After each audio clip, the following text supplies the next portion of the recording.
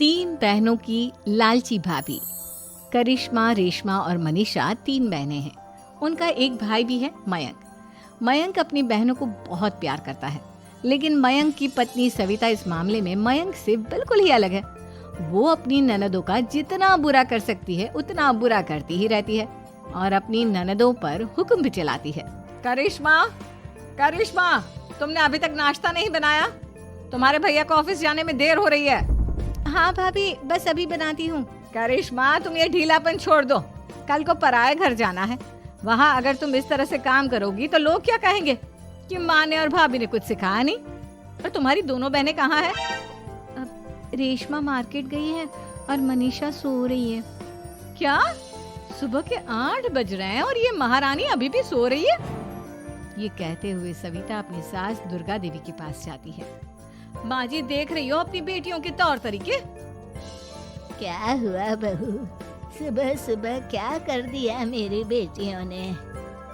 अरे एक तो अभी अभी उठकर किचन में गई है, दूसरी सुबह सुबह बाहर चली गई और तीसरी अभी तक सो रही है। क्या करूं मैं इन तीनों का? मैं तो परेशान हो गई हूँ। जा जाकर उठा उसे और रेशमा से मैं बात करती हूँ। सविता सीधा मनीषा के कमरे में जाती है और उससे कहती है, महारानी जल्दी उठो, सूरज सर पर आ गया है। भाभी थोड़ी देर और सोने दो ना, मैं रात को लेट सोई थी। वो क्या है ना, यूनिट टेस्ट चल रहे हैं। शराफत से उठती है या नहीं, या फिर पानी की भरी बाल्टी डालूं तेरे ऊपर? नहीं भाभी, मुझे बिस्तर में नहीं नहाना, उठती हूँ मैं। मनीषा जल्दी से उठकर बाथरूम में चली जाती है। सभी आराम से बैठकर नाश्ता कर रहे होते कि तभी रेशमा बाजार से हाथ में सामान लिए आ जाती है। रेशमा को देखते ही सविता उस पर बरस पड़ती है। लो, आ गई महारानी। ऐसा भी क्या सामान लाना था जो सुबह आंख मलते ही बाजार की तरफ रवाना हो गई? भाभी, कल आप ही तो चीख रही थी कि घर का सारा सामान मुझे ही लाना पड़ता है, घर में किसी को भी किसी काम से कोई लेना देना नहीं है। अब मैं बाजार जाकर सामान ले आई तो आपको इस बात से भी तकलीफ हो रही है? देख रही हो माँ जी, अपनी बेटी की जुबान कैंची से भी तेज चलती है। और मयंक, आप तो कुछ कहेंगे नहीं अपनी लाडली बहन को। रेशमा, अपनी भाभी से ऐसे बात नहीं करते। चलो माफी मांगो। भैया, मैं क्यों माफी मांगू? आप भाभी से बोलिए ना कि हम पर कम हुक्म चलाया करे। हम इस घर की बेटियां हैं और आपकी पत्नी की ननद है, नौकरानी नहीं। लो, कर लो बात। इनकी भलाई के लिए कुछ भी बोलो तो इन्हें बुरा लग जाता है। इस घर में यही इज्जत है मेरी। देख लो माँ जी, आपकी बेटी किस लहजे में मुझसे बात कर रही है। सविता वहां से चली जाती है। मयंक को बहुत गुस्सा आता है, वो भी वहां से चला जाता है। फिर करिश्मा रेशमा को समझाती है, रेशमा, तुम्हें भाभी से माफी मांग लेनी चाहिए थी ना। लेकिन दीदी, मैंने कुछ किया ही नहीं, तो मैं माफी क्यों मांगू? हाँ करिश्मा दीदी, रेशमा दीदी जैसे ही घर में आई भाभी ही उन पर चिल्ला रही थी। हाँ, मैं मानती हूँ कि गलती भाभी की थी। मैं तो इसलिए बोल रही हूँ कि भाभी ने माँ को तो पूरी तरह अपने वश में कर लिया है। वो हमारी बात सुनती ही नहीं। मयंक भैया हमारे लिए हमेशा खड़े रहते हैं, इसलिए उनकी बात का मान तो तुम्हें रखना चाहिए था ना। कोई फायदा नहीं दीदी, कुछ दिनों की बात और है, भाभी उन्हें भी हमारे खिलाफ भड़का देंगी। फिर वो भी माँ की तरह हमारी किसी बात का विश्वास नहीं करेंगे। इसी तरह सविता अपनी तीनों ननदों को किसी न किसी बात पर परेशान करती रहती थी। एक दिन मयंक अपनी तीनों बहनों के लिए गिफ्ट लाया। करिश्मा, ये तुम्हारे लिए हार का सेट। रेशमा, तुम्हारे लिए सुंदर सी ड्रेस। और मनीषा, तुम्हें किताबें पसंद है ना, तुम्हारे लिए किताबें लाया हूँ। थैंक यू भैया। थैंक यू भैया। थैंक यू भैया। करिश्मा, तुम्हारा नेकलेस कितना सुंदर है, ये भैया कहाँ से ले आए होंगे? मैंने भैया को 3 दिन पहले फोन पर ये डिजाइन दिखाया था और आज भैया ये ले आए। सविता तो अपनी ननदों के गिफ्ट्स देखकर जल गई और करिश्मा का नेकलेस तो उसे भी बहुत पसंद आया था। अपनी बहनों के लिए कितना अच्छा नेकलेस लेकर आए हैं, मुझे कभी कोई गिफ्ट नहीं दिया। मैं आज ही ये हार चुरा लूंगी। रात में सविता करिश्मा का हार चुरा लेती है और इसी तरह उसे अपनी ननदों की जो भी चीज अच्छी लगती वो उसे मांगती नहीं, बल्कि रात के अंधेरे में चुरा लेती। इसी तरह दिन बीतते गए और सविता ने मयंक के दिल में भी उसकी बहनों के लिए नफरत पैदा कर दी। एक दिन मयंक ने करिश्मा और रेशमा के लिए रिश्ता देखा और ये बात उसने घर में सबको बताई। माँ, करिश्मा और रेशमा के लिए बहुत अच्छा रिश्ता आया है। वो लोग कल इन्हें देखने आ रहे हैं। आप और सविता मिलकर सारी तैयारी कर लेना। ये सुनकर करिश्मा और रेशमा खुश हो जाती हैं, लेकिन सविता सोचती है, अगर इन दोनों बहनों की शादी हो गई तो घर और बाहर का काम कौन करेगा?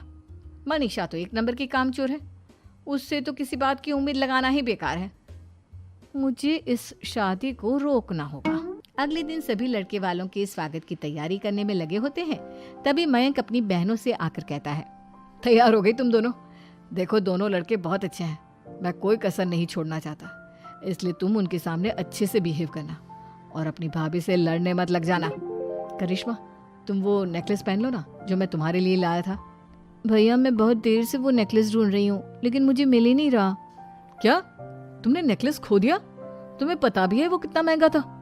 तुम कोई काम ढंग से नहीं कर सकती। मयंक गुस्से में वहां से चला जाता है। थोड़ी देर बाद लड़के वाले भी आ जाते हैं। वो दोनों बहनों को पसंद कर लेते हैं और रिश्ता पक्का हो जाता है। लेकिन सविता के दिमाग में तो कुछ और ही खिचड़ी पक रही थी। वो पंडित जी के पास करिश्मा की कुंडली लेकर जाती है और उन्हें पैसे देकर करिश्मा की कुंडली बदलवा देती है। जब लड़के वालों के पास करिश्मा की कुंडली जाती है तो वो दुर्गा को फोन करते हैं। बहन जी, हमने करिश्मा की कुंडली अपने पंडित जी को दिखाई थी। आपकी बेटी की कुंडली नहीं बल्कि दोषों का पिटारा है।